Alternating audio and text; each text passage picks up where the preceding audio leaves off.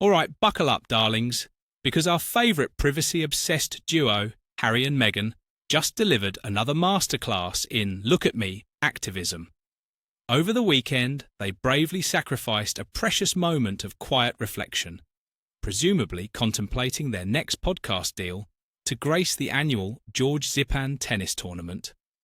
Oh wait, I mean, support dear friends, because nothing screams heartfelt solidarity like turning a solemn grief memorial for a friend's late son into a curated content reel, does it not? Let's be real, the Duchess of Sussex, a woman whose entire brand lectures us about online child safety, clearly decided her own rules don't apply when a photo op beckons.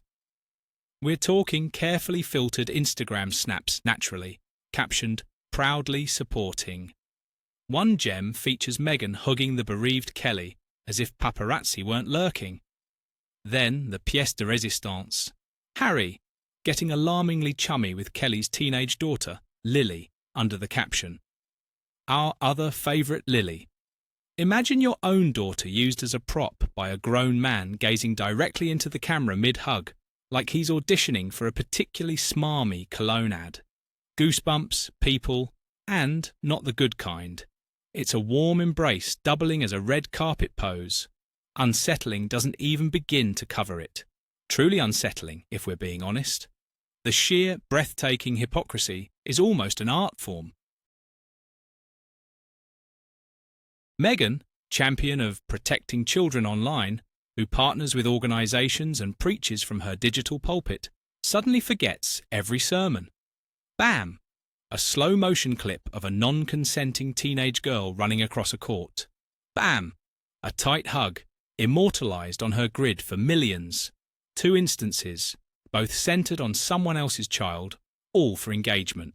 Because when you have millions of followers, the golden rule of basic human decency, don't exploit other people's kids, apparently evaporates faster than a Netflix deal, darling.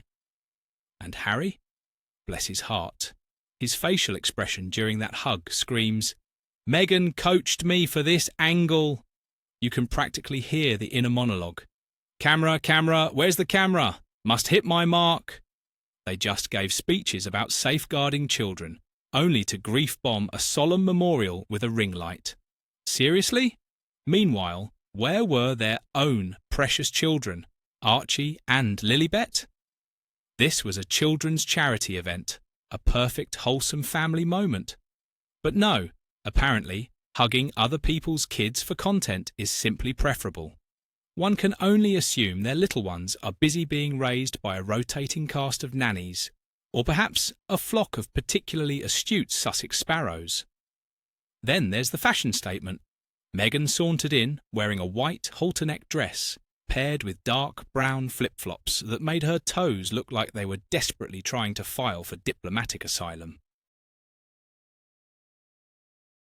It was the exact twin of a previous navy dress, just with buttons actually buttoned this time.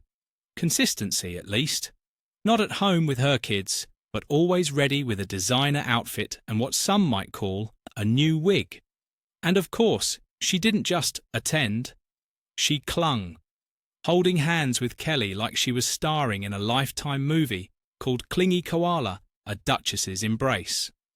Apparently, genuine human connection is a foreign concept, so she just glues herself onto people, like a desperate barnacle seeking desperately needed relevance.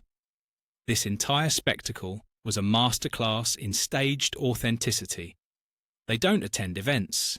They produce content. They didn't find a tennis court. They found their next personal brand runway. Cringe, thy name is Sussex.